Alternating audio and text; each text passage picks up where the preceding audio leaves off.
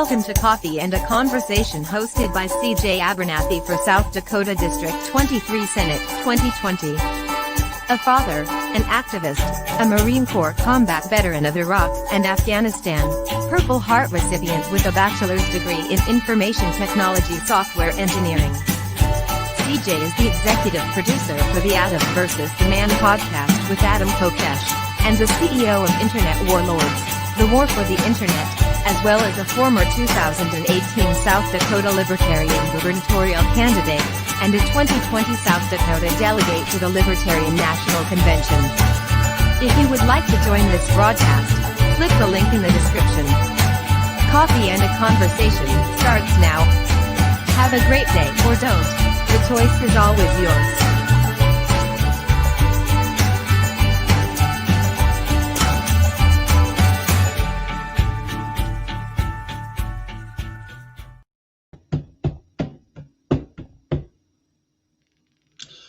What's up, everybody? It's your boy CJ, the Internet Warlord, coming to you live and loud from the great state of North Dakota. You know North Dakota, state just south of North Dakota, that Dakota, the state formerly known as South Dakota until the Queen of Meth, Governor Kristi Noem, declared by proclamation that we are all on meth, and the world has never been the same.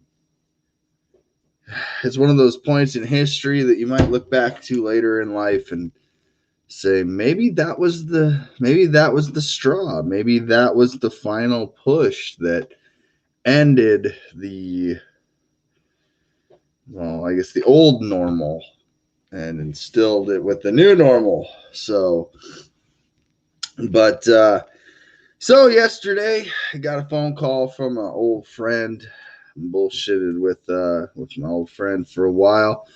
Ended up missing a debate between Uriah and Dusty. And man, am I pissed off that I missed that one. But it was worth it, don't get me wrong. I like talking to my buddy. But there was no recorded event, just a clip. And that's not much to review on a clip, but I don't know.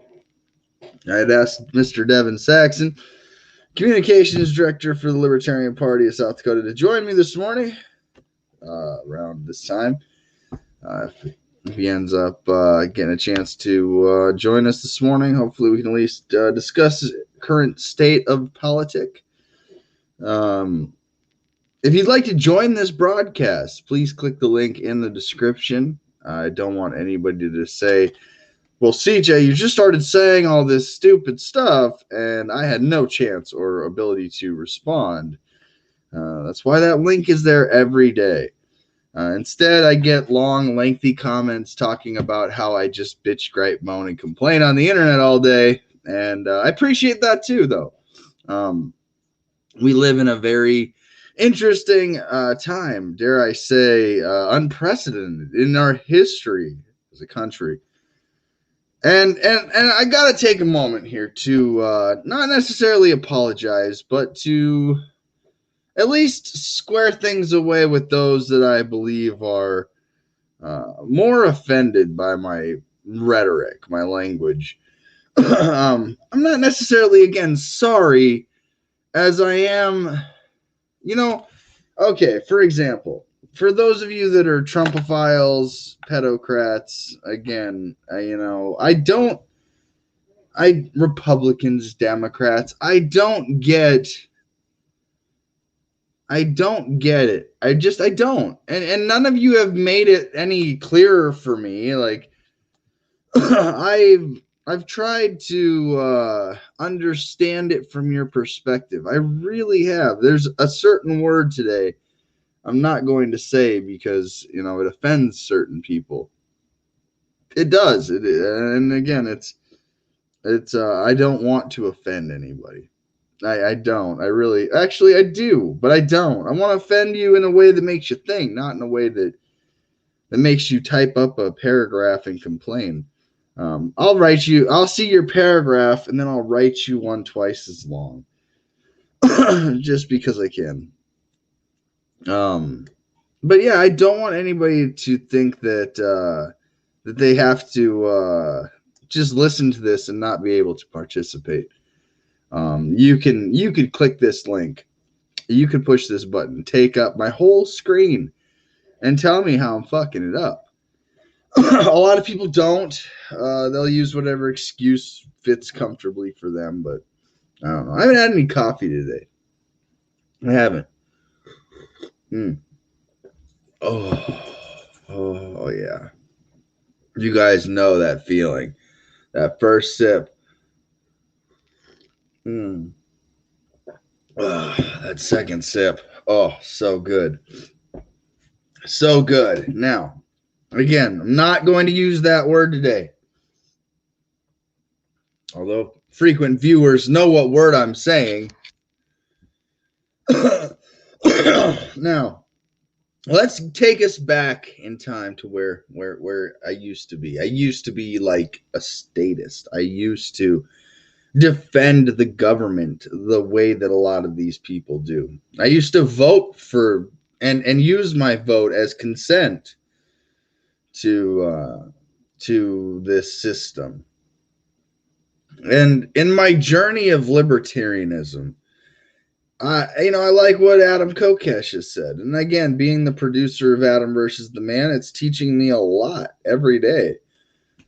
Even Adam says after even identifying as a libertarian, it took him 10 years to really become a libertarian. Now, I don't know. I think I'm on my second race. Well, technically, I'm on my third as I'm on the executive committee for our party. But as far as elections on ballots goes, this will be the first time my name is on the ballot in a district. And so, to me, like if you're just tuning in to the first time, let's say you're just a farmer out there in the cornfields of Meth, Dakota, you're tuning in going, why in the hell does this guy think he should be representing me? And I get it. You hear me saying the other side is that word I won't say today. And you hear me say that the guy that you yourself, you're like, wait a minute. I've been identifying as the guy that votes that way for 40 years. Why is CJ calling me that word he won't say today because it hurts people's feelings? Well, at some point, these people that think they're smarter than me, it's really hard for me to look at you and go, wait. You think you're smarter than me, but yet you're still doing all these things that it took me pain, suffering, learning, knowledge, time to figure out the crime being committed against me and you. And you come to this completely different conclusion in your noodle that says, no, I'll be a slave. I'll consent to the crimes they're committing.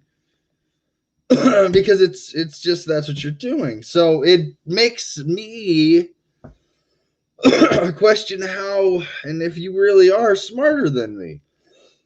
And you're not, but again, it's that at some point it becomes pity, and then pity turns into, well, my pity doesn't do nothing for you. My sitting here for at least an hour daily, Monday through Friday, trying to at least open the conversation, discuss these things with people that are prominent political voices, that have incredible opinions, guests on my friends list that know they can pop in at any time.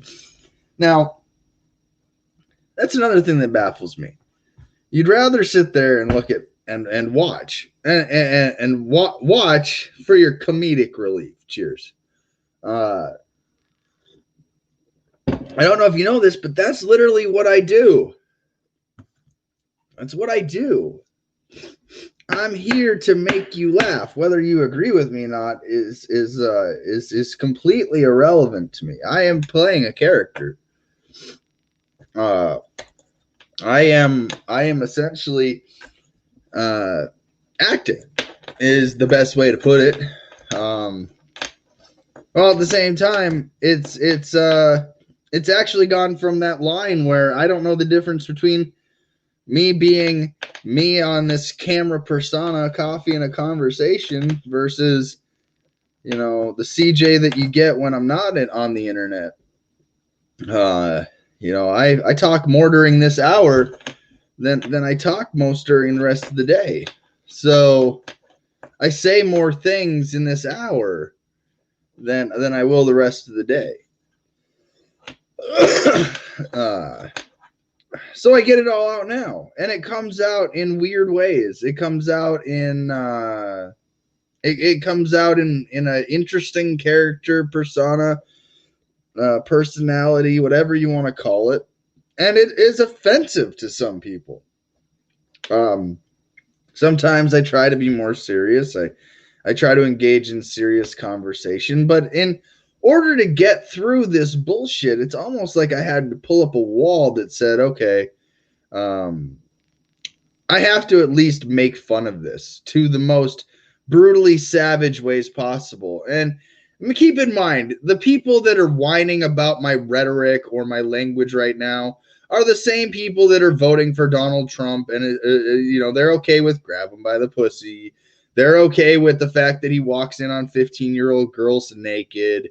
They're okay with all of this other shit, but when CJ says that word that I won't say because it offends somebody else, today, probably the only day I can get through it. Hopefully I can even get through this broadcast. But it comes with the understanding that the media that these people listen to is no different than what I'm saying. I just take it to that oomph degree just a little bit more intentionally, because I want to. I'm not your CNN, your Fox News. I'm not your Dan Bongino. I'm not your anybody that's going to censor in that degree what I want to say. I'm doing it today because I feel like I should be able to get through at least one broadcast without looking in this camera and telling everybody on the other side you're all just, you know. But the thing is that's what the other sides do. If you really think about it, take for instance again a Dan Bongino, and I wish him well from his health diagnosis. And the man is the Trumpophile of the year, make no mistake about it. But I watched his broadcast, and all he was saying were Democrats are morons, stupid idiots. Why could you vote for this guy? He's a criminal. It's no different than what I'm doing. It's just that you're triggered by me because I'm going after your guy. See, I'm not a Democrat either. So if not being a Democrat, not being a Republican, and being able to just diss or talk shit about the other two parties is literally what wakes me up in the morning. It is almost as much a necessity as my coffee for this show. Because the Trumpophiles and the pedocrats, those two groups enjoy the protection of their own little social circle bubble. That's it. Nothing more, nothing less. Make no mistake about it. I do that intentionally, Mr. Ingram. I know it whitewashes it right there. I do that intentionally. I want it that way. Excuse me. Now, so and again, maybe the word that I used yesterday wasn't the most appropriate. You know, I did get a critique, and I won't say this person's name because they get off on it. They get off on the fact that they can know that it's them. And I just won't entertain that by acknowledging their name. If they want to know who they are and click the button, they know the rules just like everyone else. But I will address just the one time the comment.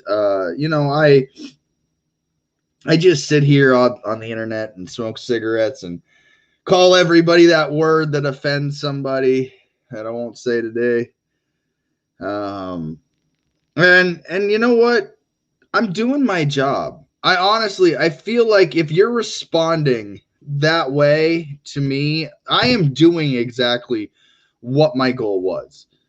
And I've admitted this to many people that, I'm not nice. I am not the guy that's going to come on here and sing Kumbaya fucking Ya with you and pretend like the world is all rainbows, unicorns, sunshine, and fucking horseshoes. It's not.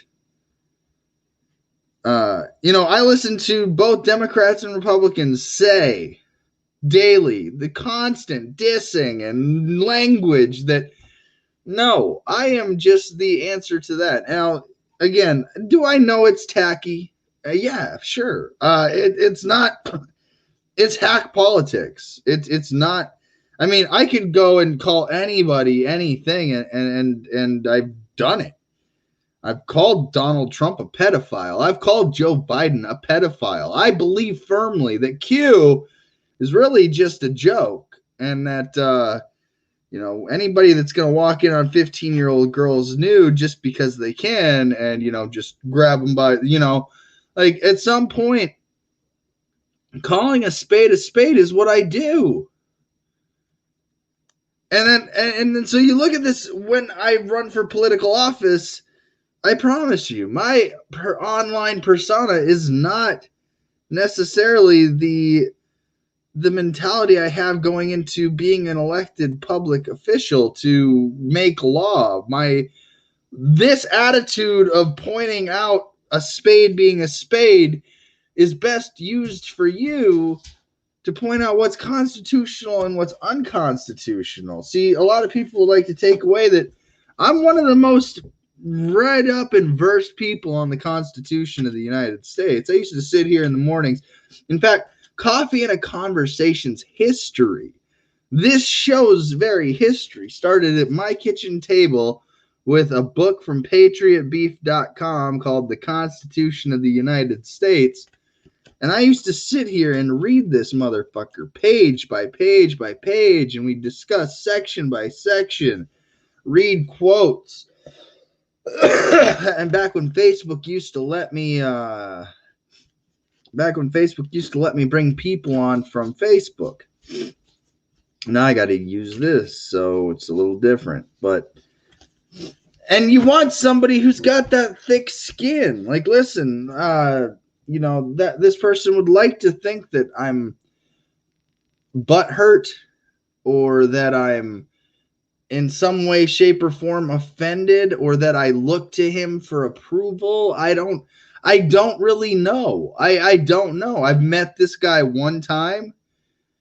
He has a pretty decent following, but I've never been somebody that looks at your subscribers or your view count or your friends list or the amount of likes you get and think that determines value or worth. So I don't really, know where he thinks my mind is, but it says he watches it with comedic relief. That's fine. That's okay. I hope you tune in and go, this guy. If you're doing that, sweet.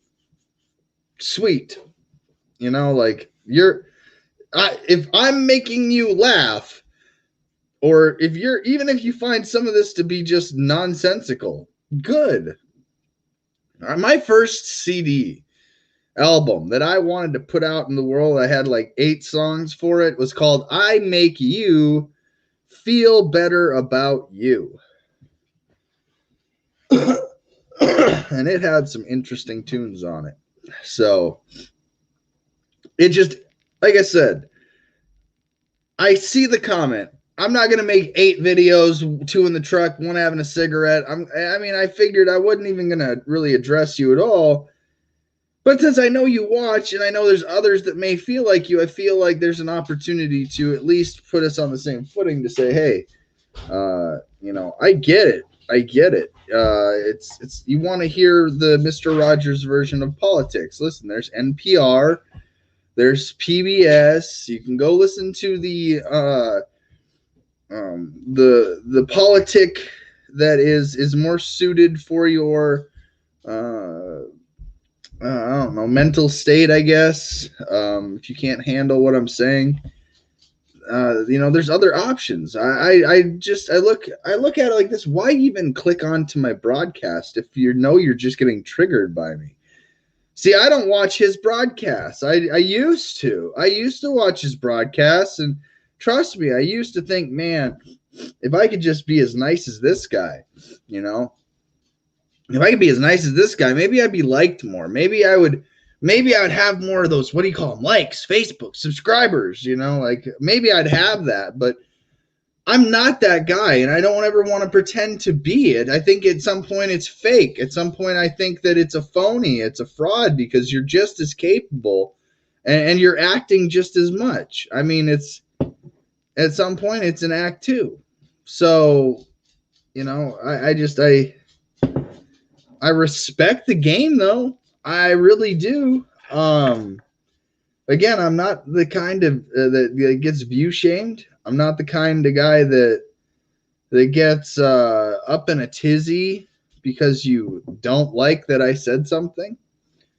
But I will at least address you. Like, I want you to get closure. I mean, if it's bothering you to the point where you have to write me a fucking novel in the comments, I want you to at least get your closure on this subject. I put a link in the description of every video that gives you the ability to take over half my screen. You never do, but you'd rather leave that comment. There is a word for what you're doing, the behavior you're doing, when you know that you can just talk to me.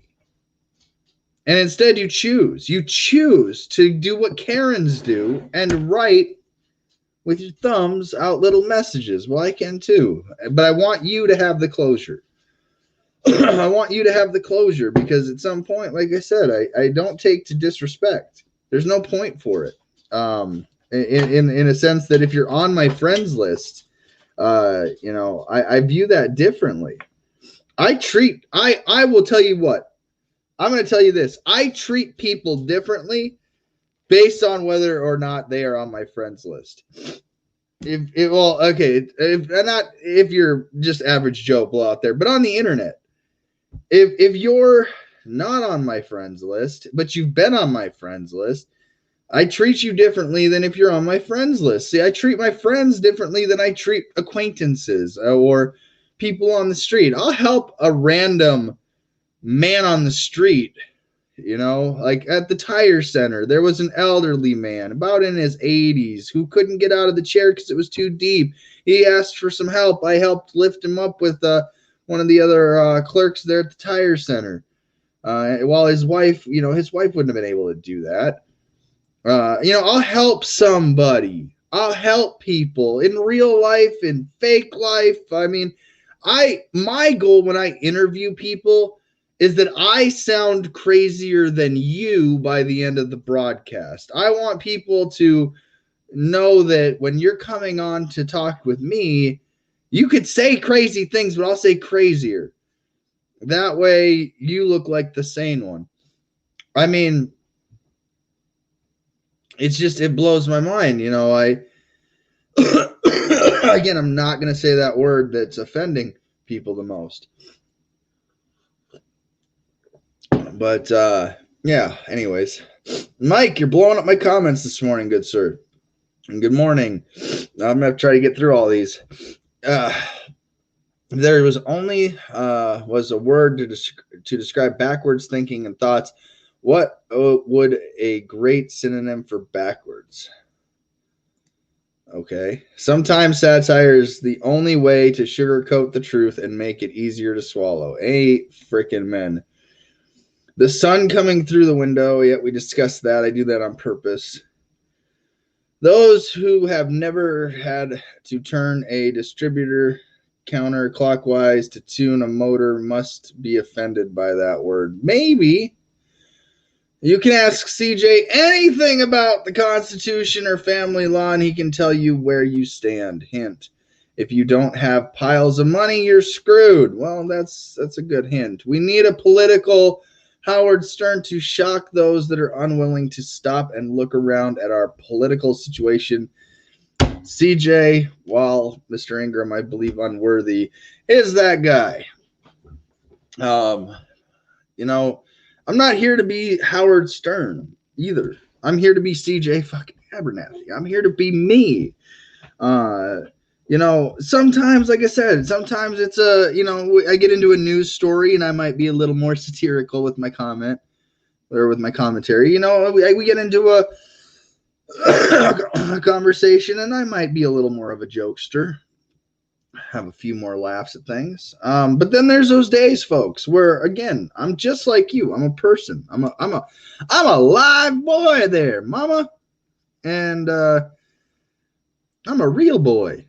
And I've had some of the meanest shit said to me over the internet. And last night I was watching an Outlaw Morgan broadcast and just checking in, seeing what's up.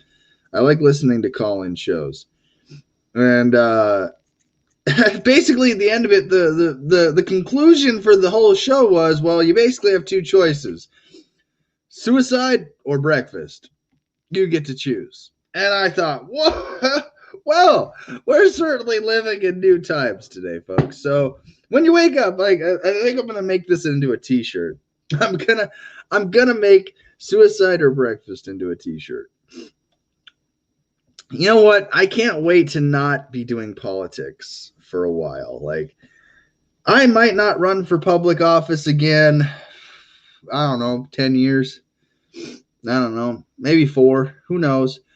But I'm looking forward to the break. I'm looking forward, you guys, to knowing that when people get offended here during Coffee and a Conversation, it's only temporary because I'll be going over to internet warlords.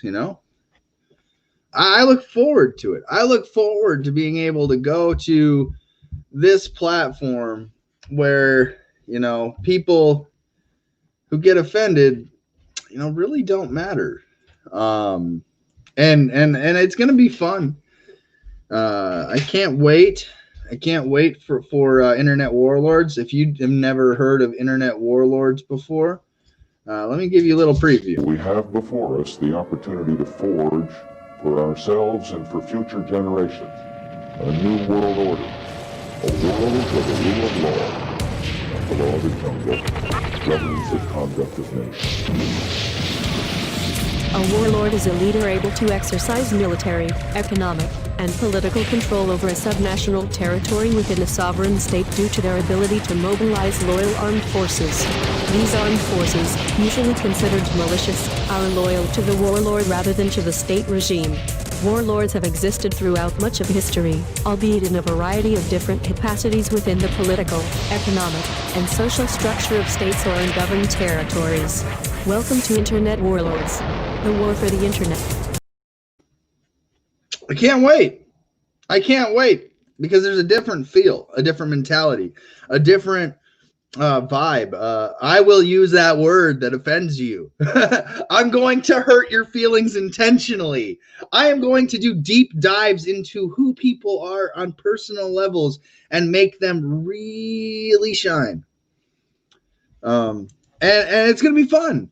I'm going to enjoy it. I'm going to have interviews. I'm going to have, and this one's going to be late night. This Coffee and a Conversation, hearing my alarm clock going off at 8:30 and hitting snooze twice with 10 minutes to go before 9 o'clock is not happening anymore. We got November 3rd right around the corner, and I'm just excited. I'm excited that this is ending this season of elections, COVID 2020. I'm really excited. It's almost like I'm waiting for the Christmas. It's almost like I'm waiting for Christmas. It really is. We've only got 12 days and 15 hours left. It's, and again, I can't emphasize this enough. I normally will not take this long to comment on somebody's opinion. But I look at it like a review. I had already discussed, like, yesterday was a huge, interesting day for me because everybody seemed to be like in that same tune. Like, I came on here yesterday with Matt and Mercedes, and then Matt came on as Vicky, and we had was it Andrea on there, and you're gonna have to forgive me for dropping the ball there, but either way, to me, that conversation of wanting that Trumpophile to debate, it's like it's a dream. It's a dream. It really, truly is a dream to be able to have somebody come on and be that statist, be that person, and that. Anyways, I want a Strike Team t-shirt. Yeah, well, there is a Patreon, and for those that don't know, again, 12 days I will be off of this. It's another thing that's beautiful. I do this for free as it is already. So that's going to stop. I'm going to be going to Patreon, Internet Warlords. You guys are only going to see locked links. Where you're watching this now, you're only going to see locked links. So that way, those people that bitch, gripe, moan, and complain aren't going to be there anymore because they're not even willing to invest the money to even listen to you, to have that conversation. Today, I honestly, I think that there's a different feel in politics, like people are really starting to see through I just had a guest join. I'm sorry. The click got me there. Yeah. Alexa, I am using StreamYard, and I saw that you tried to join. You're welcome to join if you'd like. I think you just accepted, or I just accepted your friend request, one of the two. No worries. It happens to the best of us. But yeah, let me go. Where did I lose my comment here? He tolerates my ass. You're good people though. All right, Alexa, you did have a comment. Hey, thanks for sharing the video with the clip of Randy, by the way. Didn't know you had a show. This is cool. I've had a show. I've done thousands of broadcasts on live broadcasting. I am a professional unprofessional. By the way, people can't call people's online lives fake anymore. It may offend or trigger people. Now we call it a virtual life. Well, actually, that brings me to a good point, Mr. Ingram. You know me. You've met me. You know I'm a real flesh and blood person. You know that what you see here on the internet is a pretty decent depiction of who I am energetic-wise to people. You know that I have this ability to be a people person, to get out there and party it up, have a good time, be the butt of jokes, and take it. I mean, I've done that. I've lived that life. I've been both the receiving end of the joke and the joke maker itself. The jester. I've taken life in a very interesting manner when it comes to that. I like to make people feel better when I'm in person. Now, see, this persona online. I'm just saying things that I won't say because it offends somebody today. And they may be tuning in. It might be their last broadcast they watch of me, and they'll leave me another paragraph on why I'm such a shitbag. Cheers, though. Instead of just joining me and realizing that, I'm a real person too. In this virtual life, it's different. I promise you, I get off of here. I get done with all of the work for the day, and I'm with the girls. I'm with Kendall. I'm with the family next door. I'm out in the town. I'm going grocery shopping. I'm going out to Aberdeen. I'm planning for a next event. I've gone out and would be willing to help a buddy, a friend, if they need me. I've done these things. Real life, online life, it's very hard to have people see that you are a real flesh and blood person, to know that, like Mike, like I said, you've met me, you know me. For you, clicking the link and coming on here is no different than me going to your house or hanging out at a bar. We know each other. So it's interesting because a lot of people don't have that with others, and so it's easier to make those thumb comments. You get it? Dumb comments, thumb comments. Good morning, Donnie. Forget hurt feelings. Forget offending. Your job is to speak the tough steak of truth, not spoon feed baby food of politically correct speech. Hold the line and endure. All right. Yeah, man. Donnie and I have an intro here that I have for Internet Warlords. I made this intro just for when Donnie says, all right, CJ, Dark Troubadour and the Internet Warlord, we're doing it. Let's see here. I am using StreamYard. If you are a broadcaster or looking to start your own show like this, StreamYard.com. I don't hide what it takes to do what I do. It's not a secret. I want people to be successful, and StreamYard is a really good program to use for this. Late night would work way better for me. Getting up early on the West Coast to watch the show kills me. See? I'm telling you, Internet Warlords is going to be a breath of fresh air, but it's going to be about an hour to an hour and a half. I'm not going to be doing – it's going to be the same amount of time here. So Donnie continues to say, this election is like watching Hell in a Cell conveniently this weekend for only $9.99 on the WWE Network. Hopefully they beat the hell out of each other bad enough to give libertarians a step above. Well, actually, Donnie, to your point, this is what the big hidden story is, and this is why COVID is canceling these debates is very convenient. I'm going to tie this into two things. First, we had a debate. So we were supposed to have a debate last night with Uriah, who's our Libertarian House of Representatives candidate, and Dusty Johnson. Now, Uriah, from the clip that I saw, did a great job. I missed it. I had a call from a friend. I answered it. I lost track of time. I didn't get to watch it. I was hoping it was recorded. The only thing people got was a clip, so now I got to wait for South Dakota Public Broadcasting to upload it, and then we can cover the dueling interviews. It was Dusty interviewed first, and then Uriah. But here's the thing that bothers me is that COVID was used to debate, used to cancel the debate. We can debate virtually. What is wrong with people? This is 2020. What if COVID's your excuse? Look, I'm a producer, executive producer. Thank you very much, on a very successful show that is actually taking off in the ratings on YouTube. If we weren't being censored, but anyways, now. Why couldn't they debate virtually? I put together just me, sitting here at the Command Center of Freedom, in the digital studio of freedom. And I put together a presidential debate in like 3 days.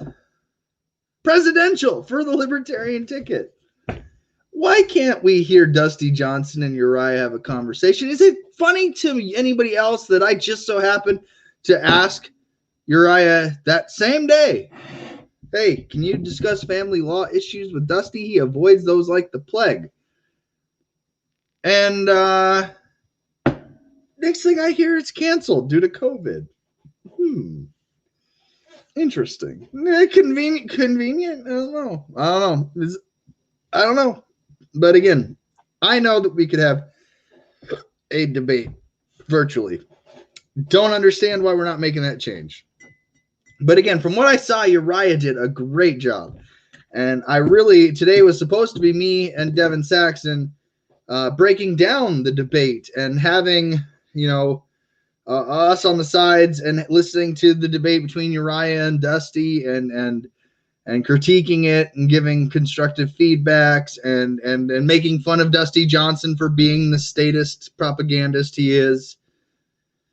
But I won't say that word that offends people because it offends them. But yes, you clicked on it to see what it was. Yes, it's StreamYard. You're also welcome to join as well. It is always an open discussion with my broadcast. We've hung out in a hot tub. It's safe to say I know you. Yes, absolutely. It is safe to say that you know me. People get offended by facts. Yeah, so, and who cares? Facts don't care about feelings. Yes, that is a fact. Donnie there. WWE announcer, the Democrats and Republicans are really trading blows, and here comes the Libertarian with a chair. The Republicans and Democrats are out. Yes, no, we need to lock them inside of a place where they can't get out. It's like caged on all sides. It's like a cell. I don't know. The LNC added parental equality in their overall platform. If not, why? They didn't, Donnie, because they're run by a bunch of corrupt lawyers.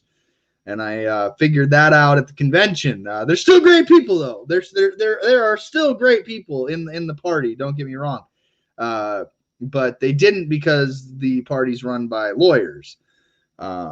And make no mistake about it, I will be making that a huge, huge issue in Reno 2022. I actually believe they're violating the NAP, like straight up, and I can explain why. So Joe Bishop Henchman and CJ Abernathy are going to have a conversation between now and Reno 2022. I believe that the LNC dangles the platform as a carrot to people. And so I think what they did in Orlando was really crooked and intentional. But I kind of understand why they did it, but I don't. I think it was really shady, having participated in the whole event. And going really deep behind the scenes, I think it was pretty shady. So yes, Joe Bishop Henchman and myself will have a conversation between now and Reno 2022. And to Mr. Chris Cole, I see it there. Yeah, we tried. Chris was even there. We were at a microphone with Josh Smith, ready to. Chris and I were with Cash, and we were all figuring out what wording would work best for the phrasing for the platform. The convention was kind of a bait and switch scenario. Yeah, it's like, come here to do the platform. Bring this cause that you really care about. Go to these meetings. And then, oops, by the way, we ran out of time for the official convention. Can't add this platform on, can't even vote. But I understand it. But a man, sort of. But one of the men that were there with me, I'll bring him on right now, is Mr. Chris Cole, Victims of Family Law. Good morning, sir. Good morning. How are you? I'm trying not to use a certain word that would offend somebody, and I'm trying not to just be yelling into the camera saying everybody is a certain word that I can't say today.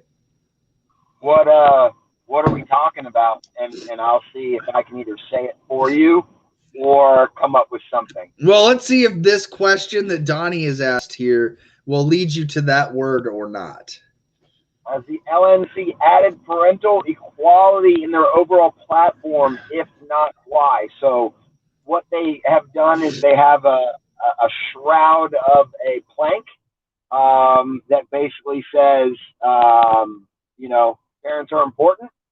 But the problem is our current system has figured out loopholes to devalue that statement.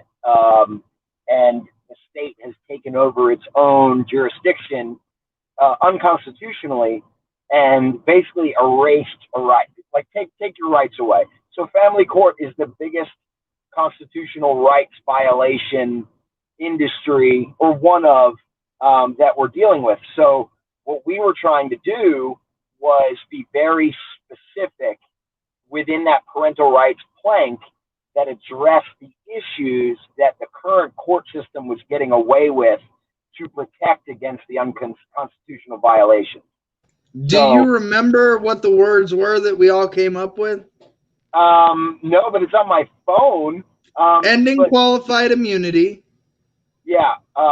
Showing accountability through specifically, and Cass Jackson wanted to add this, but being able to record, being your own court reporter, and being able to go into these courts if you're representing yourself pro se, because let's face it, I put my attorneys on credit cards and just didn't pay the bills and ran out.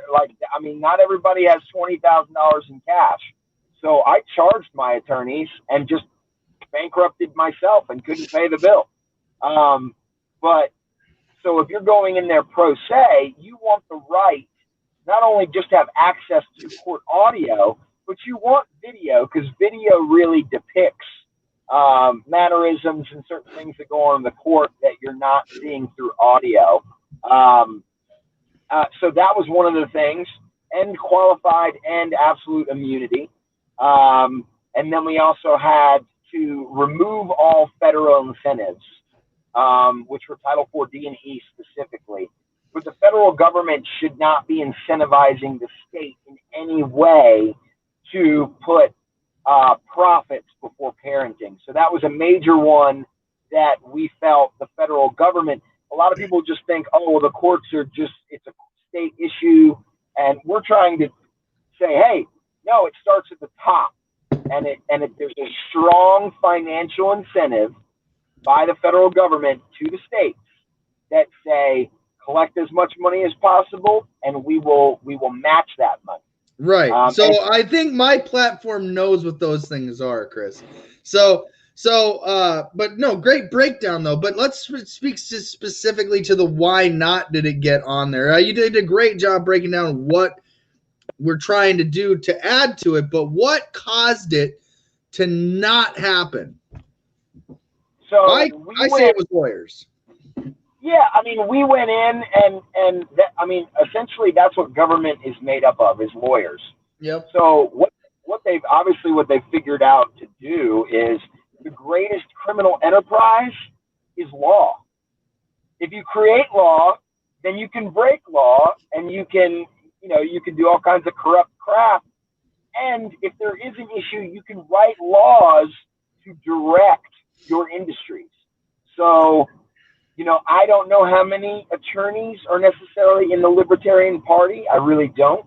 I know our former chair was an attorney. I don't know of anyone else specifically. You may know some other. When I say attorney, though, I don't mean it like the Law and Order, Your Honor, objection, overruled, sustained. I don't mean attorney in that aspect. I mean attorney like they've classed it out.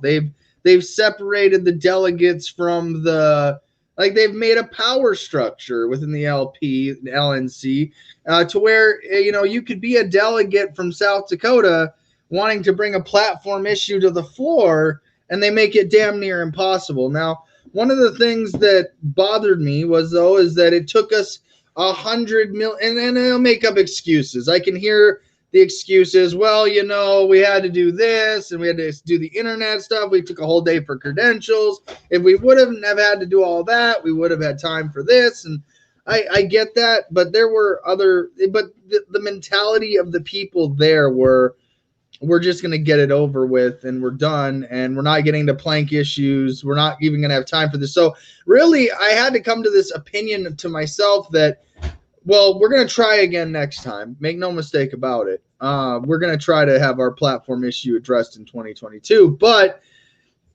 I look at it like this. We cared about Plank Platform 1.6.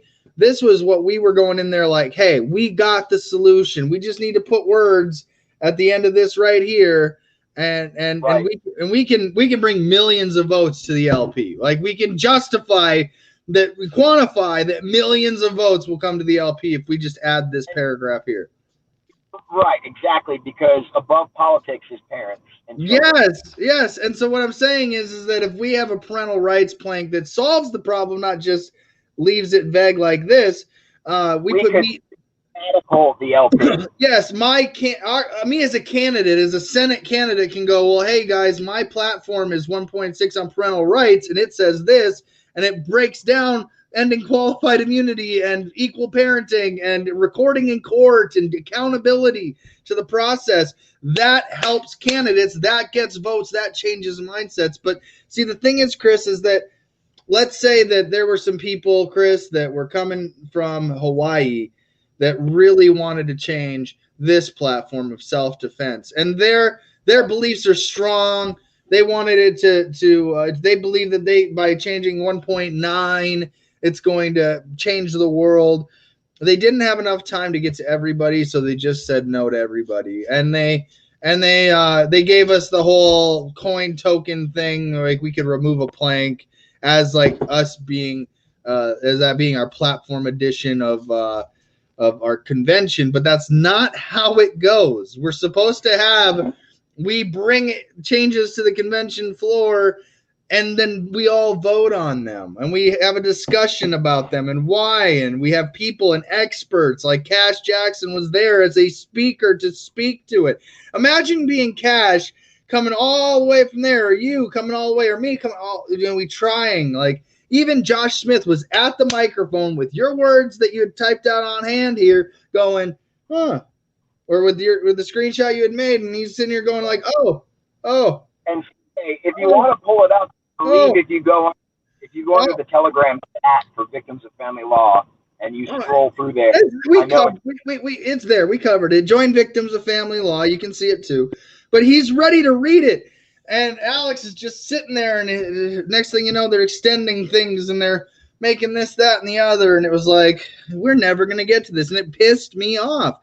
You know who saved it for me? I know for 2 hours at that committee meeting, we discussed, what was it?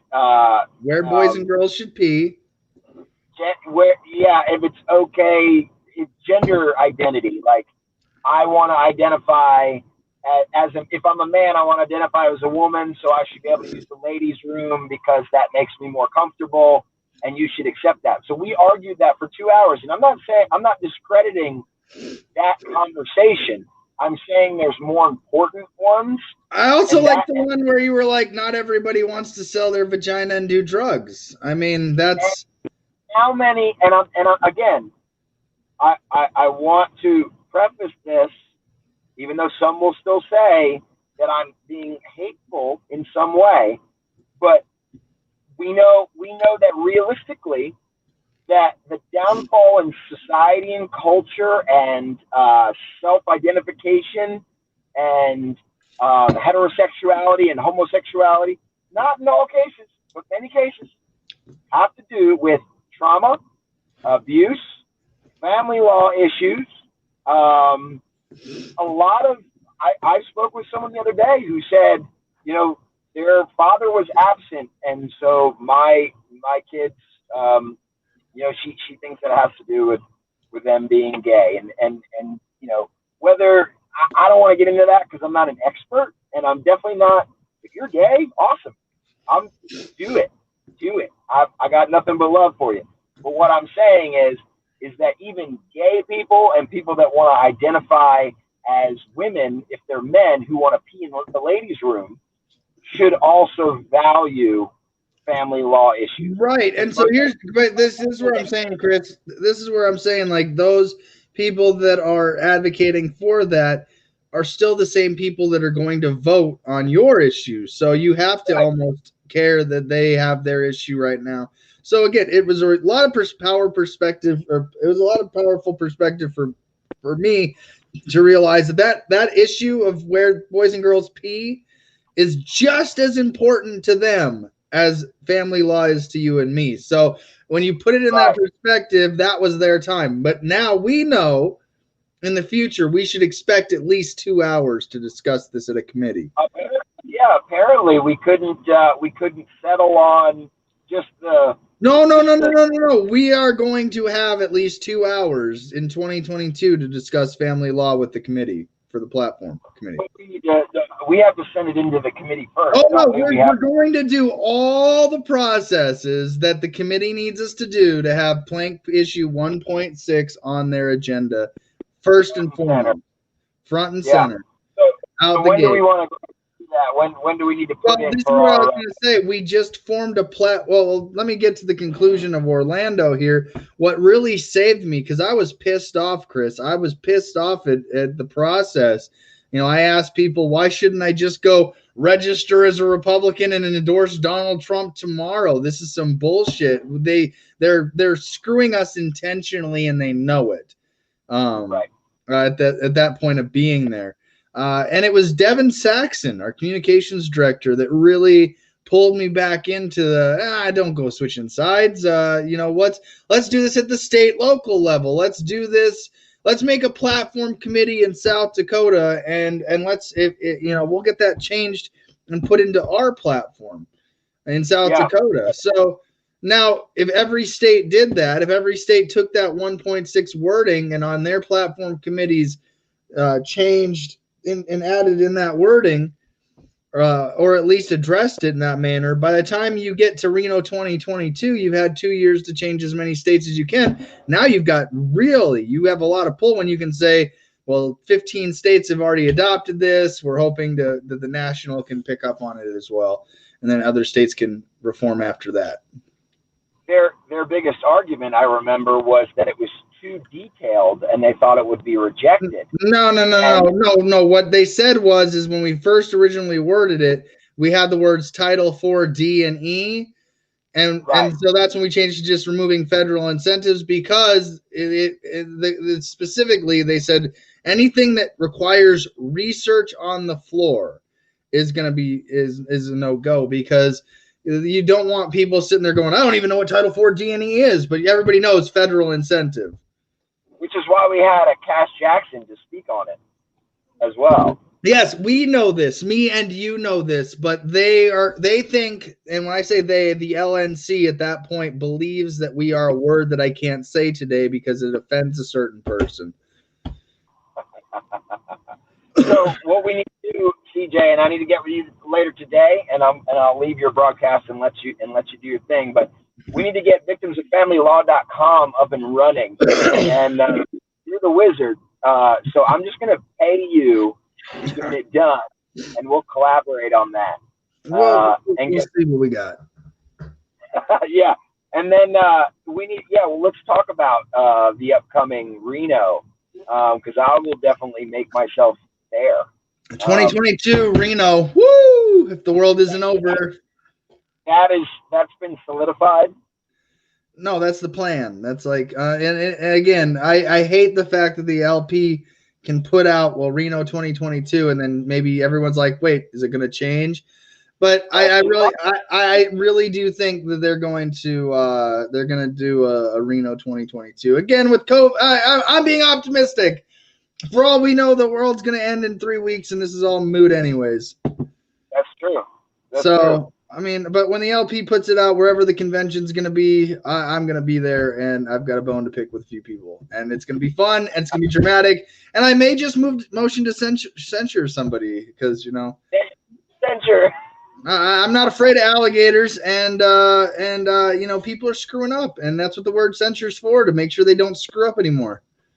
Right, and a lot of them would like nothing but to bully us into silence. Hey, but open invitation to Joe Bishop Henchman. See, I think that he would understand and respect that an open invitation, because I don't want there to be issues when it comes to Reno 2022. I'm going to wear a suit next time. I'm not going to be in there with my board shorts and my t-shirts. I'm going to be wearing a suit, professional looking.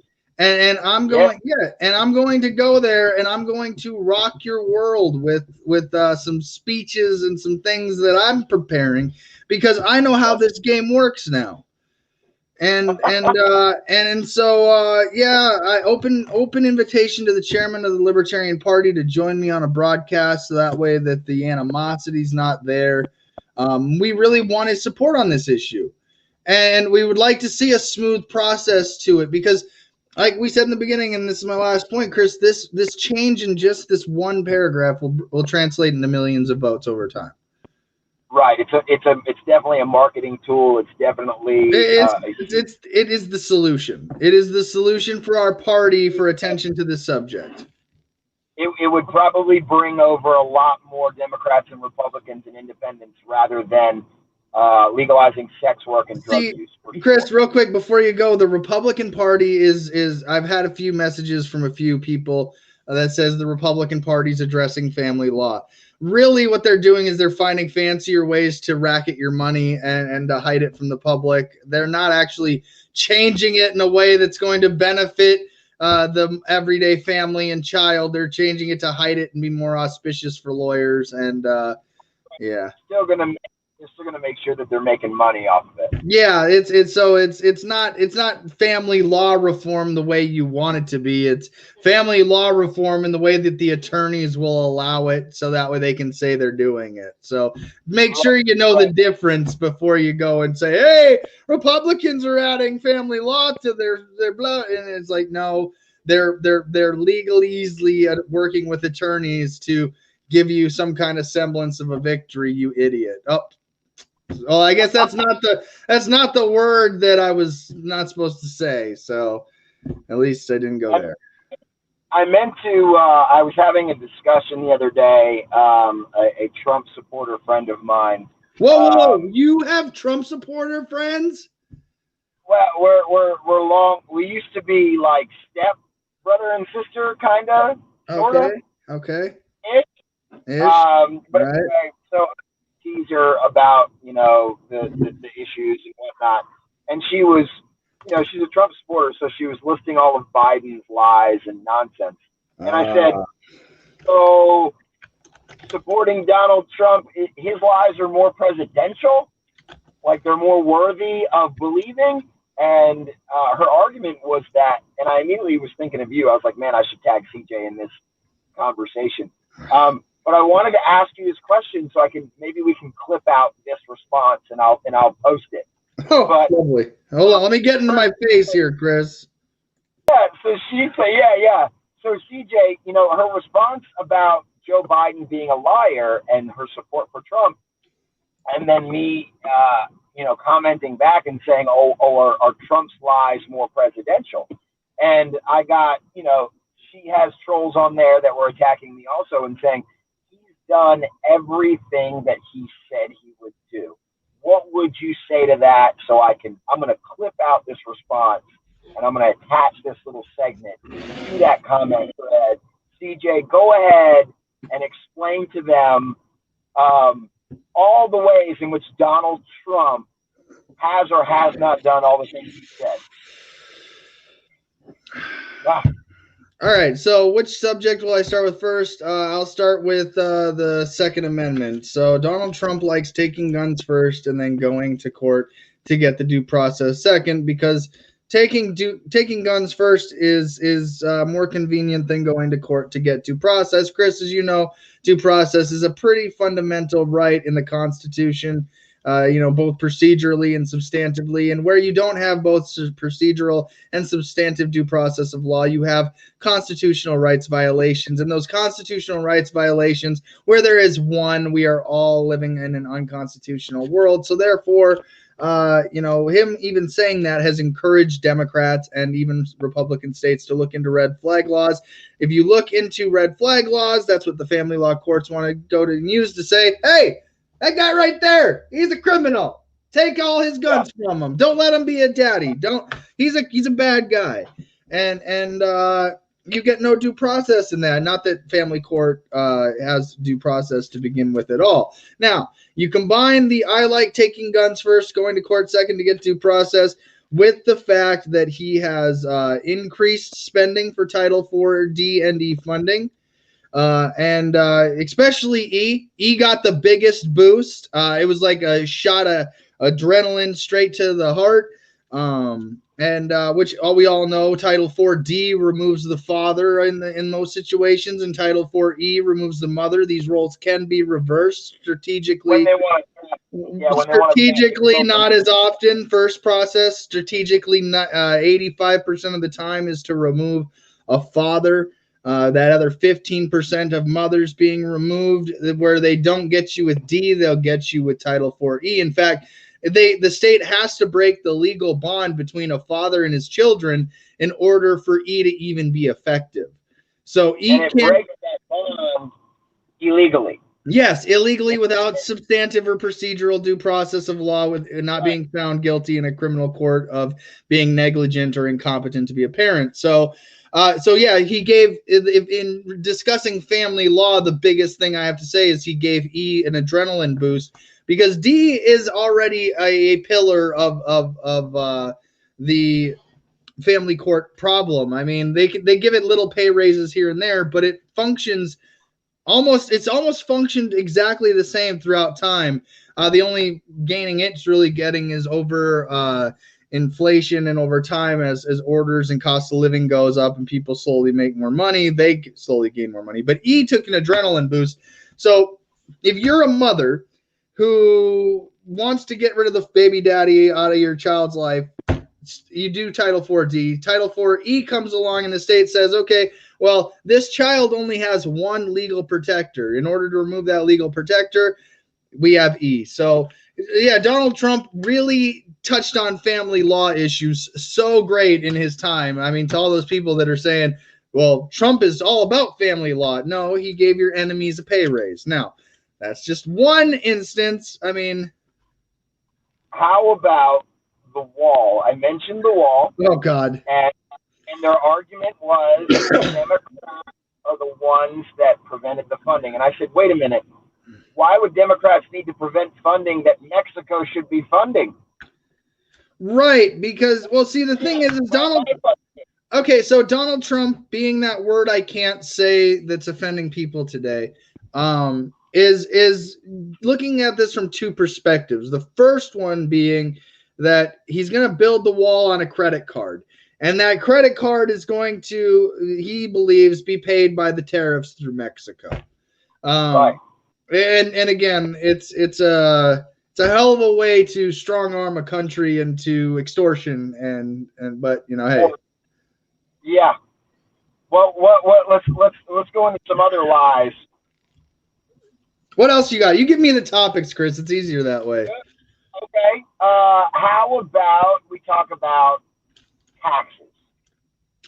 Yeah. So Donald Trump did give a tax cut to the richest among us. That is a fact. But he did give a tax break to people making under $400,000 a year. Now, I don't know about you, Chris. I don't make anywhere close to 400,000. So when they say these numbers, like if you make $500,000 a year, he gave you a tax break. He's not talking about me. No. He's not talking about you. He's not talking about me. Like, so first and foremost, most people live below the poverty line in this country. I think that's a fair statement to make. And especially now, 8 million, the number that I last heard, which, I have 8 million. Yeah. 8 million more are now below the poverty line. Slipped. COVID. Whoops. Slipped into poverty. And it's probably because they're irresponsible, right? It has nothing to do with and here's the thing. So with taxes, I'll give this to the Republican wing of the Socialist Party of America. They do want to tax less, but they want to spend more in certain instances, like on military spending. When Trump says he made the military the greatest thing since sliced bread or Betty White, either one, what he's saying is that we took your tax dollars, we ran up a deficit, we ran up a bill for new tanks, bombs, guns, bullets, planes, trains, you name it. We that fuel that you see for defense, right? Not for the wars that we still aren't ending. Oh, no, yeah, no. So that's called pandering. You have to be a word that I can't say today because it's offending people to believe that he is winding down any wars. In fact, I'm more fearful that a new war is about to kick off, and Donald Trump is going to lead us into that war. And I say that not trying to fearmonger into a new war. I'm saying that Donald Trump is going to need something. And again, we're 2020 being the year it's already been. I'm not going to be that guy dog whistling saying, he's going to take us to war with North Korea because, obviously that didn't happen. But he's doing it in other ways that I think other countries are going to respond with. So, when it comes to that, Chris, I think that our tax dollars either way are being used to fund this. I don't agree with it. There needs to be an opt-out for that to go that way. But again, if you were let's say you made $25 million this year, Chris, do you really want, $4 or $5 million that going to bombing children and women and men in the Middle East? I don't consent to that. No, you don't consent to that. But right now you pay taxes to a government that you don't have any say over where that money goes. So he hasn't brought any new accountability to taxes. He's bombed just as many women and men and children with drones as Obama. I mean, this is so to pretend. You have to have cognitive dissonance to pretend that this guy is doing anything different. This is still a government controlled by, for, and of a central planning central bank, and this government is controlled not by a president. This government's not controlled by the people. It's controlled by a very elite group of people that control the president. Until we get ethical, principled people in those positions who refuse to adhere to what these banks and these it's really easy to go, hey, Chris, remember that 15-year-old girl that you banged while you were on a jet plane going to Miami? We got the videotape. You are going to do what we say now, President Cole. And nobody has seen this. And if you don't want anybody to see this, well, guess what? You're gonna make sure you do as we say. So, or as Adam likes to put it, you've seen a JFK angle of the shooting. An angle from the JFK shooting that nobody else has seen before. Right, exactly. So yes, they bring in candidates who they know they might have a compromised mode of control to extort or to manipulate. Why Donald Trump is the president? He's the most extortable human being on the planet right now. He's a puppet. Yeah. Yeah, no, I agree with Donnie here. Trump has elevated the American dream because you have to be asleep to believe it. It's the thing is though, Chris. Okay, so let's say we give Donald Trump the credit where credit's due on the wall. You said the border wall. Well, first and foremost, he hasn't built new wall. This is all wall that's been torn down of old structure. They're putting in new. And again, why do we allow him to lie this way? I don't know. But this is the political theater of it, though. I mean, he goes out in front of 10, 15,000 people, all screaming his name because they have a financial invested interest in him being successful. Think about it. There are people that do make that $10 million a year with their company. And if Joe Biden is elected, they will see a raise in their taxes. I look at it like such ignorance, though, because you could be if I made $10 million, I'm going to put that money behind candidates that say you should only pay taxes voluntarily. Like when I told a farmer in South Dakota, he owns all the land you can see from all the way around you, 365, all the way. Beautiful land, lots of acreage. And I said, now imagine if all the money you made on this property, you get to choose how much you give to government at the end of the year. Right. The government doesn't tell you this is our ransom for the year. The government begs you for even $1. And if that government doesn't serve you, you don't pay it, you don't feed it, you don't give it a thing. But if your government sent down a blade down my road and bladed off my gravel road going into my farm, I might throw them $150, for that day work. But I'm not going to give them 10% of my fucking property, 15, 20% of my property just because they're the government. It's the land of the free as long as you pay. It's the land of the fee, home of the slave. But Chris, but going back to the family law thing for at least your audience, if that's where this is going to go, family law is that elephant in the room. Family law is that topic that it is human trafficking. It is extortion and racketeering. It is an illegitimate, unconstitutional process from start to finish. Me, you, we know this. Your audience knows this. Where we need to be the most effective is taking it right to the people that are running this show, which is why, again, I was disappointed that our libertarian candidate didn't get to debate Dusty Johnson, because I asked him specifically to bring up family law in a debate with this guy, because Dusty Johnson's signature and his vote is what funds Title IV D&E. You know, and if we had somebody like Uriah in there, I know I can go right up to Uriah and be like, hey, Uriah, can I get all the information about Title IV D&E?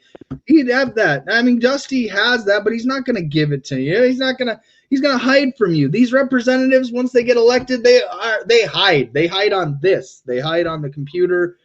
They hide in their offices, and they only go where they know it's a safe space. They don't go out into the rallies, into the streets. They don't go into the protests. They don't go into the marches. They don't do any of the things that we do as activism in this specific cause with family law, because they're the ones that are doing it. Dusty Johnson, when I talked to Kamala Harris in DC, I got about maybe 15 seconds of her time, and I asked her about Title IV D&E, and you know, she just looked at me, and then her aide said, we don't have time for that, and then they just ran off into the building. They're not interested in fixing the problems because that's what's making them money. Yes, and that's the point, is that they get money from murdering Americans. They get money from taking children from families. They get money. It is incentivized, meaning we have taken our government and we've incentivized it to murder Americans legally, illegally in an unconstitutional court, but on legalese and penal codes and statutes and all these color of law terms that I'm using right now. The unhealthy, unprosperous America is how government thrives. If you keep 98, 99% of the people down, then those 98 or 99% of the people will continue to vote for candidates who make promises that they don't keep. Right. But see here, as a libertarian, Chris, I go, well, if you elect me, a vote for me is a vote to reform family law courts in this country and in this state specifically, using South Dakota as an example to be that voice to fight for the family law reforms that we need, and to prove that it's not just a state's issue, it's a fucking federal issue. Straight up, like that is the one thing with me and the Jorgensen campaign where I've had to, like, all right, CJ, calm down, pull back the assholeness for a second. Like, they just don't know, you know, but you know, and this issue wasn't polled highly, and I strongly think, Chris, no, we don't need to go there. But I get what you're gonna say. You're gonna say no because, you know, again, because selling your vagina and your penis is more important than fixing the courts. Yeah, who did we poll about this? I'm curious. Yes, but again, the saving grace of this campaign for this topic being Spike. Spike, say what you will about the man, is on a grind.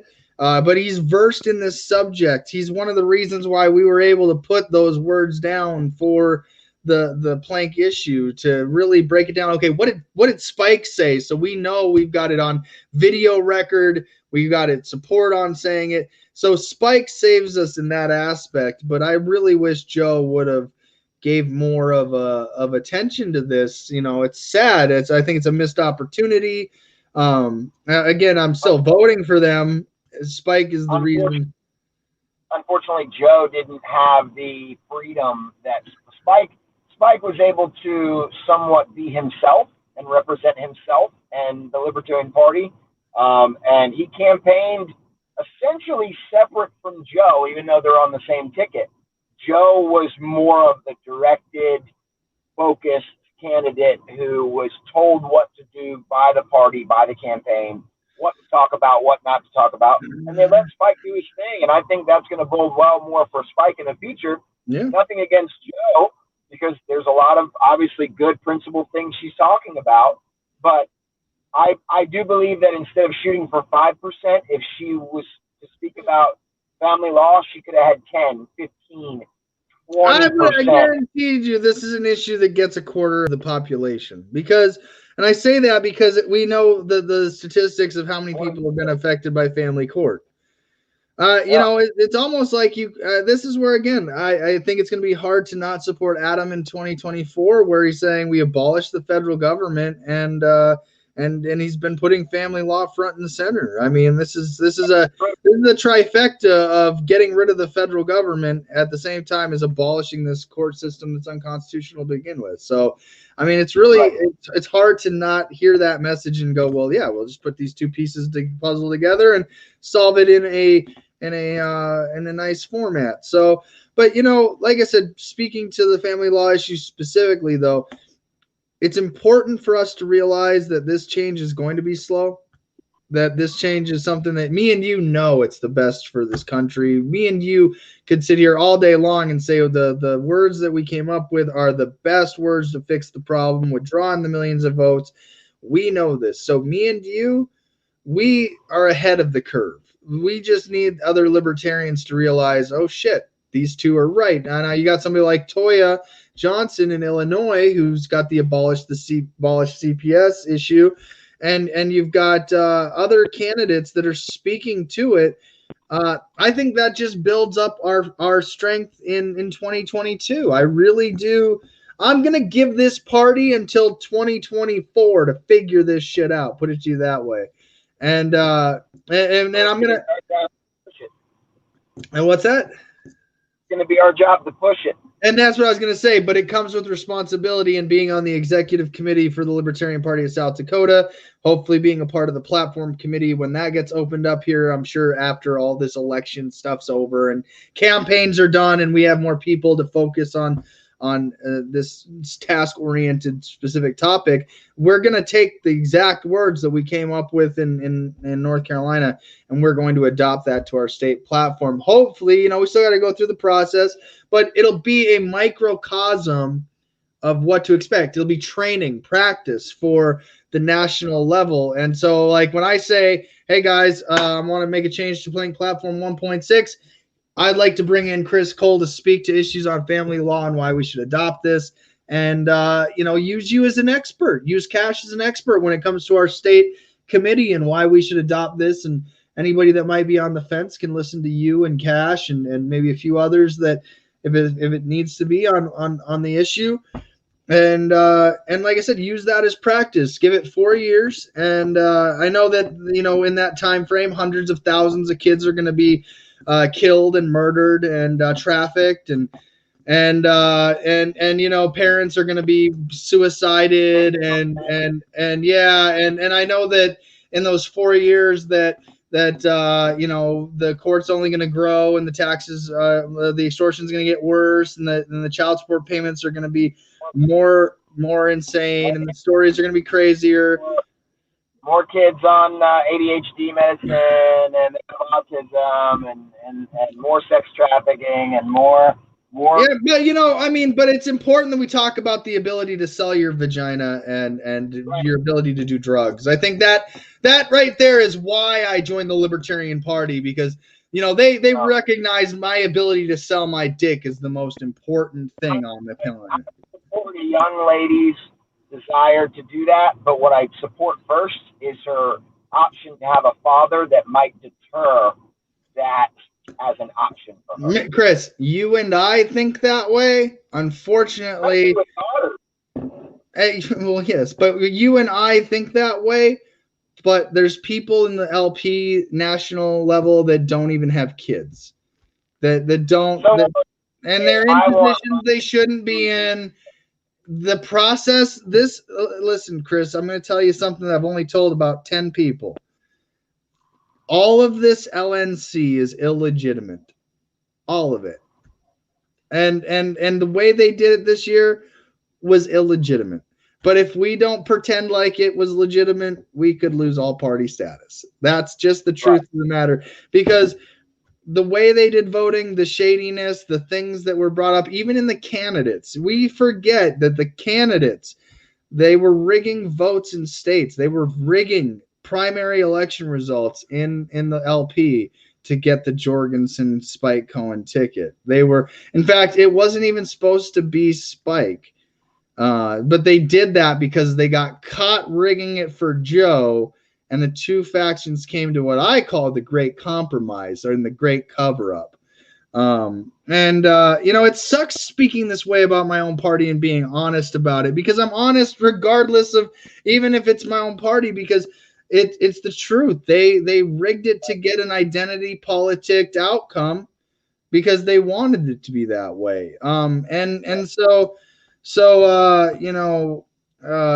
They didn't get their way completely. They were able to cover up enough of the rigging for Jorgensen. Spike Cohen's process was pretty apparent once that went through. But, these are all things that, you look at it and you go, well, I mean, they'll just throw me under the bus for saying it, but it doesn't change the truth. It doesn't change the fact that they did some shady shit, and I took a lot of issue to it. But they'll say, well, we all agreed at the convention that it was legitimate, so therefore it's legitimate. And this isn't to take anything away from Joe or Spike or any other candidate that run, but the whole process was crooked, and so it's really hard to put all our faith in it, especially with an issue like family law, and as important as it is, because we know millions of kids are going to be trafficked. We know that parents are going to be extorted. We know all these things that we've just discussed.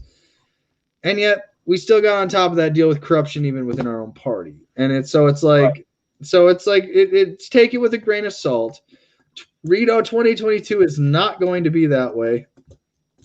And again, open invitation to Joe Bishop Henchman to join my platform here and be where Mr. Cole is, for me to say these things right next to him and see what he says, because he is the chairman of the party. And I would hope that in that aspect, he would hear a conversation like this and dispute where he feels like it's appropriate, but hear the issue that Chris and I are talking about and say, help us out. Like, this is what we need. We don't need a distanced LNC. You remember what they said? We work for who, Chris? Who do they work for? The LNC. Who's the LNC work for? Yeah, who does delegates? The delegates. Now, who was a delegate? I don't know. I still got mine. I got mine too. So they work for me.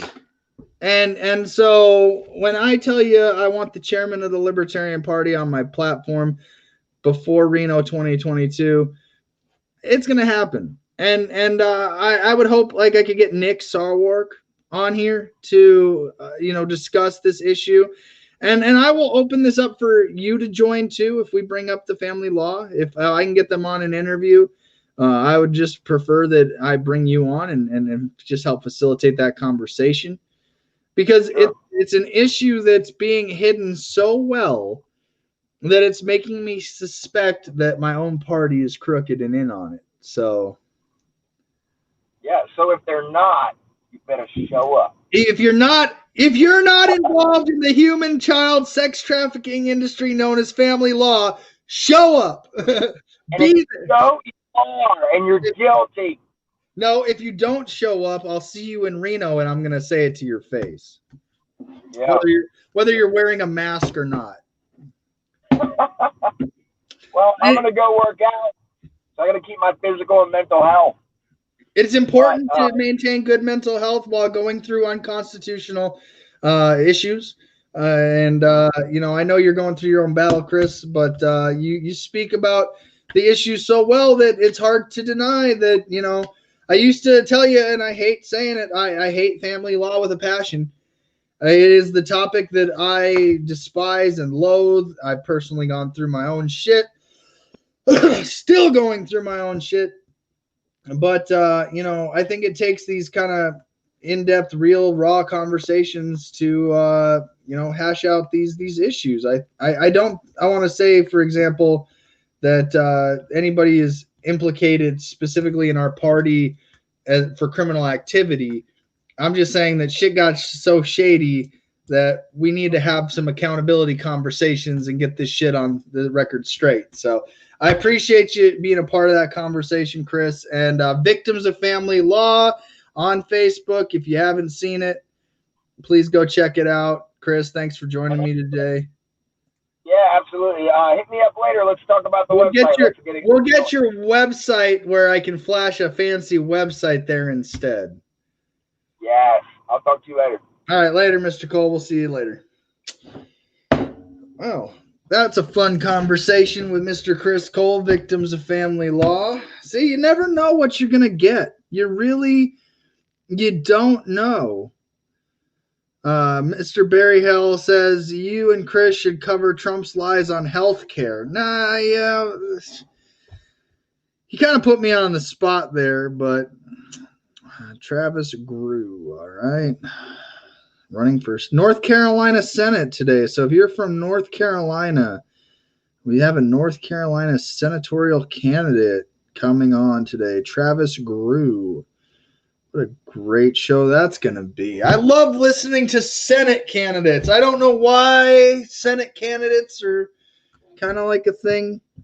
I enjoy hearing other candidates as well. I wonder if they deal with what I deal with, people that are that word I can't say because it offends people. Yeah. I don't know, you guys. I don't know. What did I miss during my long-ass talk with Chris? All right. So maybe me, you, and Chris need to get some APA shirts and push the issue, though. To hell with these lawyers. I'm doing it for beer money like Farouk and Bradshaw. I'm doing it for parents and children to have equal relationships. Yeah, I agree with you there, Donnie. Although in the Libertarian Party, we can't use force, fraud, or coercion to get our way. It's kind of a thing. If Chris ever gets down near Rock Hill, lunch is on me. All right, Chris, you got a free lunch there in Rock Hill. I would think libertarian principles would dictate an official declaration of presumed equality in custody. This is legal. This is legalized bullshit. Sorry, not sorry. We were trying to get it at the convention there, Donnie, to be on our plank issues, as we explained. All right. Mike says, why do I feel like we are all waiting for one of you to say the word of the day like Pee-wee's Playhouse? Well, that was the point. I can't say that word. I could self-identify as a female so I can get the woman-owned tax credit. I'm not going to tell you you can't. I'm going to tell you go ahead and try it if you want. Maybe the LNC should hold a town hall solely devoted to family law, parental equality, and judicial accountability unless these lawyers don't want the tit of Title IV funding cut off. I'm sick till I could vomit blood of Trump supporters treating this man like he's the father's rights champ. He's never once said parental equality, repeal Title IV funding, judicial accountability, 50-50 presumption. It's a flat out lie. It's all bullshit. Who are you talking about, Donnie? Who are you talking about? I don't know who you're referring to in this statement. I'm sick. Oh, you're saying that Trump is the father's rights champ. Yeah, I've met a few father's rights chumps along the way. Mexico is paying for the wall. Lock up Hillary. Very long list. Yes, I see that, Matt. Trump has, we got that one. All right, last one here from Donnie. Parties don't work for people. They work for the money and votes they collect. Bottom line, this is why our founders warned against political parties.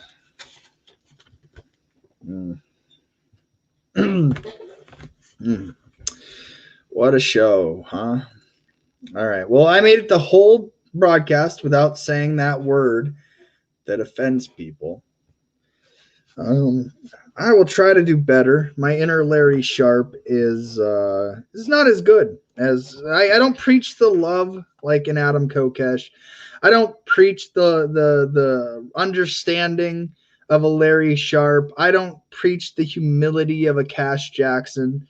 And I barely come up to par with the humor of a Vermin Supreme.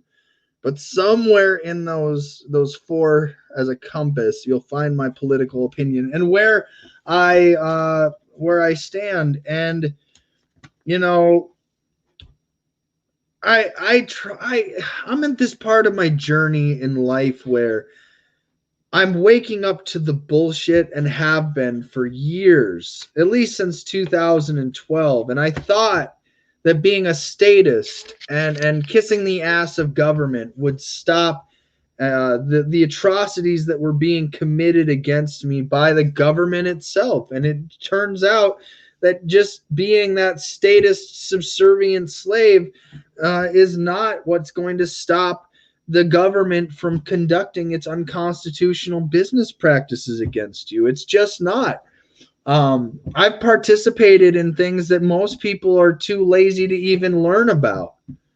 You know, I've been involved in marches and rallies and protests and legislative hearings and meetings and legislative sessions and I participated in things that most people are really too lazy to even acknowledge, you know, and so I look at all that work and I go, okay, well, it took me how long to get here? And you know, I'm not saying I'm a perfect libertarian by any stretch of the imagination.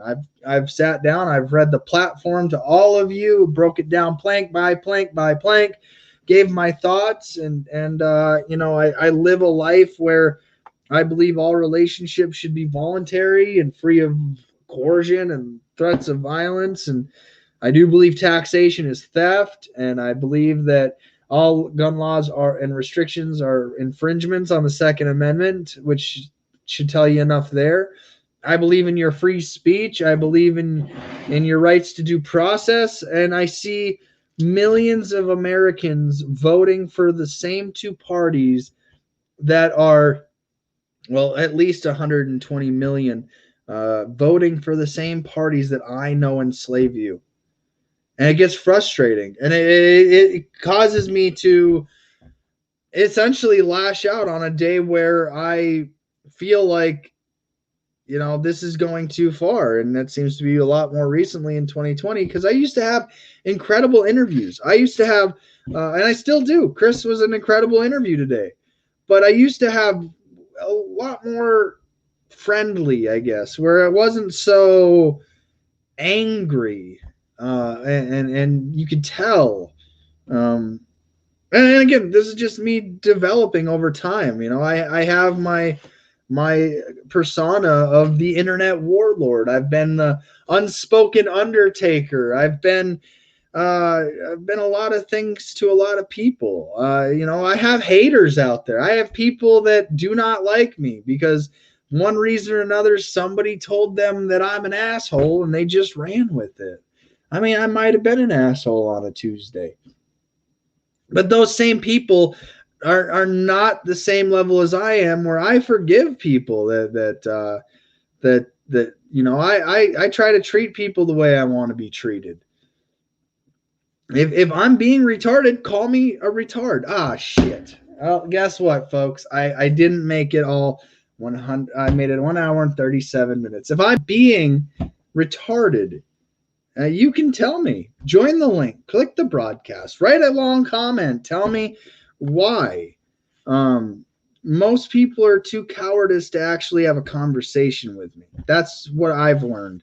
And so when I say the word retard, I do mean it. I honestly, I do believe at some point that, you know, and I even asked Larry yesterday. I don't know if he got a chance to answer my question or not, but you know, what advice do you have for somebody like me that's just angry at the duopoly voters, the ones that are taking their vote and voting for somebody like me to have violence of government used against me? It builds a resentment. It builds when you sit here and you fundamentally think about the different platforms and what they represent and what current government does through examples of its violence and coercion and fraud and its schemes. It's hard to get. It's hard to be accepting of people. It's hard to preach that message of love like Adam does. It's hard to preach that message of humility like a Cash. It's hard to preach preach it the way that Vermin and Larry do, because I'm not them. I am not.